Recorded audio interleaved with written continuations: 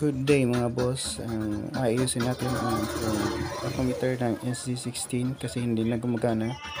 Kita nyo, umaandar po makina yan pero hindi siya gumagana.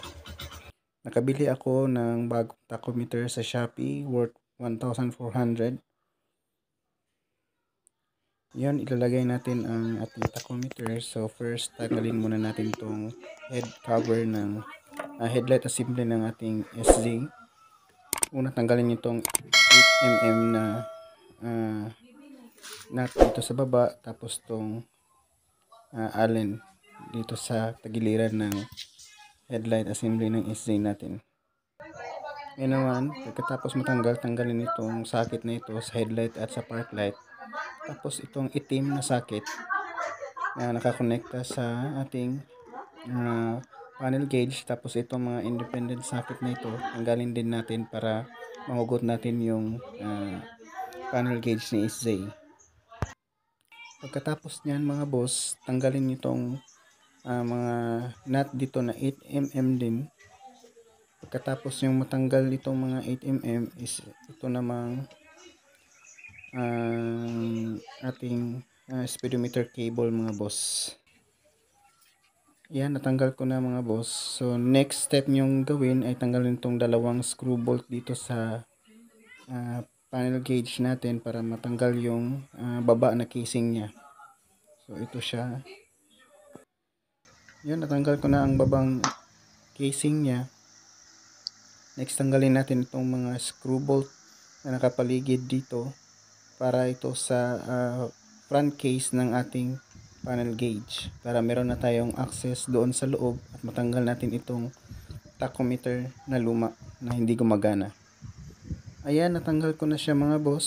So mabilisan lang to. Katapos na matanggal mo itong tachometer, dadaan ka muna dito sa mga screw nito connecting sa mga wire niya. Dito nang galing yung source ng kuryente para mapagana ang ating tachometer at yung fuel gauge ng ating speedometer cluster.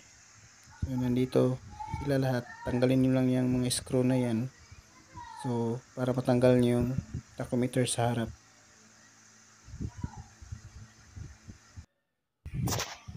Natanggal ko na siya mga boss. Ito siya.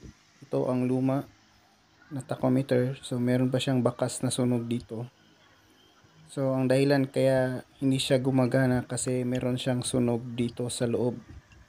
So ang tawag dyan, sabi nila, ay yung resistor at diode. So nasunog siya. Yan ang sunog. Kaya pala hindi siya gumagana kasi may nasusunog na part sa loob. So yan, meron pang bakas mga boss sa kanyang nasusunog na part. So ito ang bago nabili ko nasa Shopee. So genuine siya. Worth 1,400. 1,600 lahat kasama shipping papunta dito sa Mindanao. Ito, kunin ko dito. Ito siya mga boss, ang bago nating tachometer. May kasama na siyang fuel gauge indicator.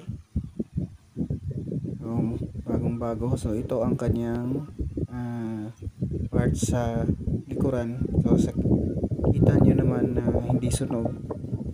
So try natin ito mamaya kung gagana ba. Pero tingin ko gagana talaga ito kasi ito lang ang problema na nakita ko. Yung part na yun. Itong luma. Yan. So kita nyo, medyo kakaiba na ang kulay ng mga needle ng ating tachometer. Yan. So bagong bago.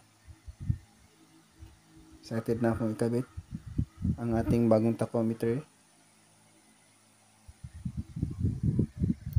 Kabit na natin mga boss ang ating bagong tachometer. So same procedure lang ang gawin natin mga boss. Yan, nabalik ko na ang ating mga wiring sa ating tachometer at sa fuel gauge para gumana.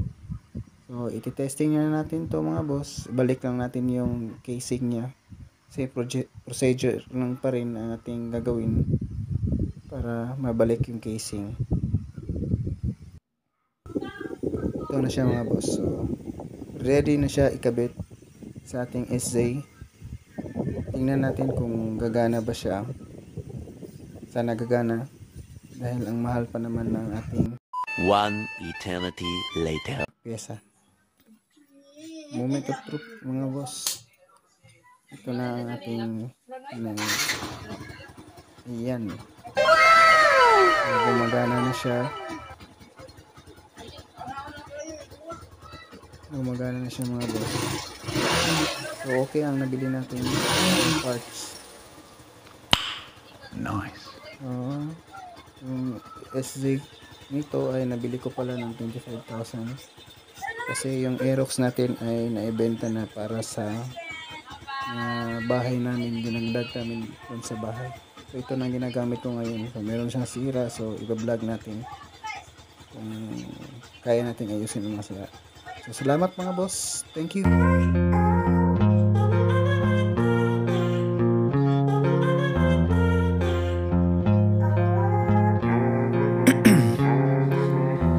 In my veins, I've been driving this train.